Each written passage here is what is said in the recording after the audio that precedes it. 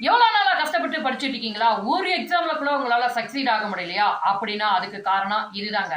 இந்த ஒரு simple trick நீங்க படிச்சதுல மிஸ் பண்ணிருக்கீங்க ஒவ்வொரு சப்ஜெக்ட்லயும். இன்னைக்கு பொருளாதாரத்துல ஒரு ட்ரிக்க பார்ப்போம். பொருளாதாரம் அப்படின்னா என்னன்னு உங்களுக்கு தெரியுமா? எனக்கு தெரியுமே அப்படின்னு யோசிக்கிறவங்களுக்கும், எனக்கு தெரியாது அப்படின்னு முடிச்சுக்கிட்டு இருக்கவங்களுக்கும் நான் சொல்றேன் வாங்க. உற்பத்தி, பகிர்வு, நுகர்வு, இதுதாங்க சிம்பிளா பொருளாதாரம் அப்படின்னா என்னங்கிறது.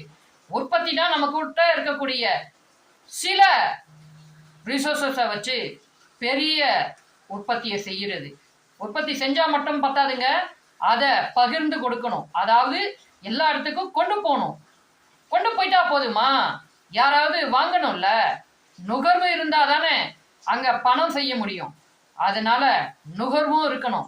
நுகர்வு கன்சியூமர் அப்படிங்கிறவங்க யாரு அப்படின்னா, நீங்க, நானு, சின்ன துறையோ பெரிய துறையோ எந்த துறையா இருந்தாலும் சரி, அவங்களுக்கு ஏற்ற மாதிரி நுகர்வு இருக்குங்க. இந்த 3 மறந்துடாதீங்க. பொருளாதாரம் அப்படின்னா உற்பத்தி, பகிர்வு, நுகர்வு. இது 3 இல்லைன்னா நம்ம ஒண்ணுமே இல்லைங்க. அடுத்த வீடியோல பார்ப்போம்.